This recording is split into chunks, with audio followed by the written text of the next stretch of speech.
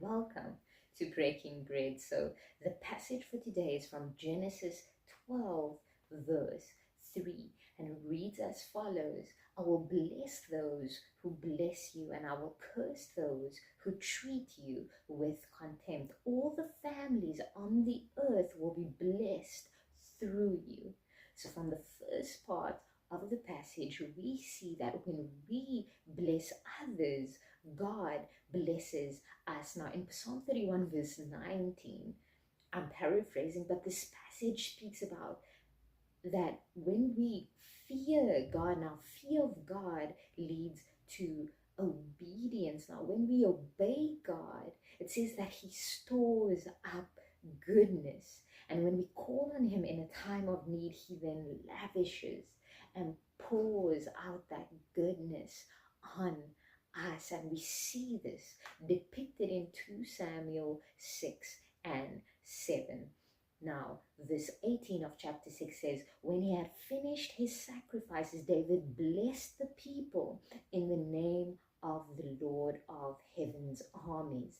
Then verse 20 says, when David returned home to bless his own family. So can you see in verse 18, he blesses the people. In verse 20, he blesses his family.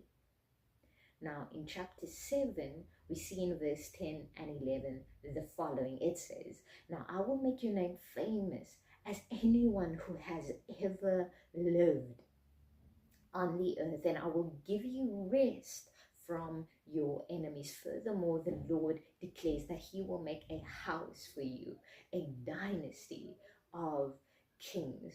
So here we see the Lord blessing him after he had blessed others, the people and his family. So bless others and you will attract blessings to yourself.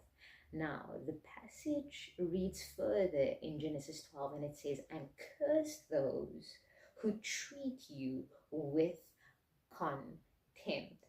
And I think right here we see clearly that the Lord is not okay with people treating you with contempt, with people treating you with disregard and dishonor. But I think another question is are we treating others with disregard and dishonor? See, the meaning of contempt is to treat with disdain, dishonor, disregard, shame,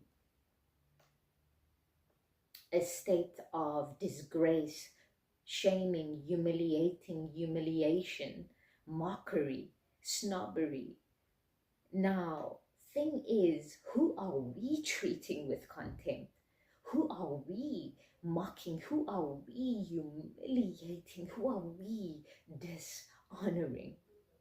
Because if we are doing this to anyone, we are then inviting curses on our lives. And we see this playing out in the chapters in 2 Samuel. Now, verse 14 in chapter 6 says, and David danced before the Lord with all his might. He gave his everything, wearing a priestly garment, right?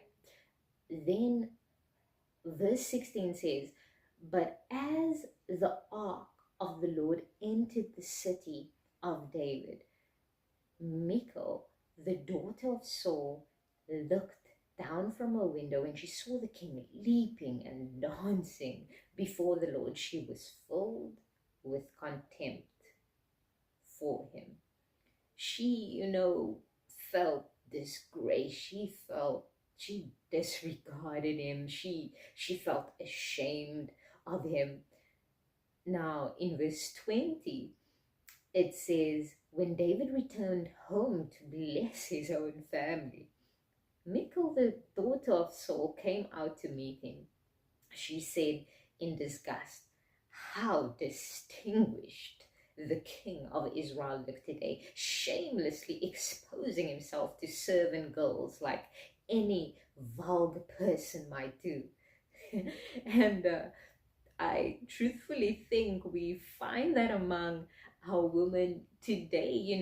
We have the tendency to sometimes misinterpret and assume the motives of men. And yeah, the Bible is pretty relevant. She is saying, oh, you were just throwing yourself at the woman while you were dancing. But we know that he was not dancing for the woman. He was not dancing for Michal. He was dancing for the Lord.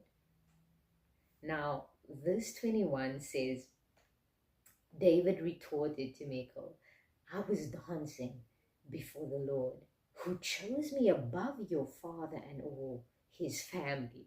He appointed me as the leader of Israel, the people of the Lord. So I celebrate before the Lord.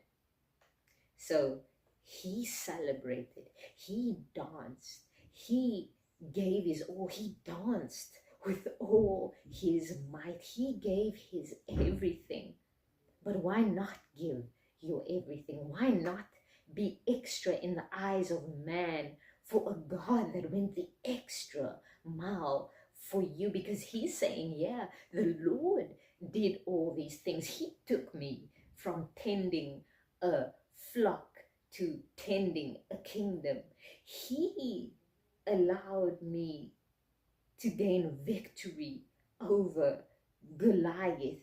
He saved me. He delivered me. Michal did not deliver him. The servant girls did not deliver him. God delivered him. So he was dancing for God. The Lord did these things. They did not do those things for him. The Lord did those things. So he was dancing for the Lord. So don't be afraid to go the extra mile for the God that went the extra mile for you. But I want to get to verse 23. It says, so Michal, the daughter of Saul, remained childless her entire life. Now, she was cursed with infertility, so contempt led to a curse. Can you see? So just avoid treating others with contempt. Avoid dishonoring, disregarding, shaming, and humiliating others, because when we do that, we will be inviting curses into our lives.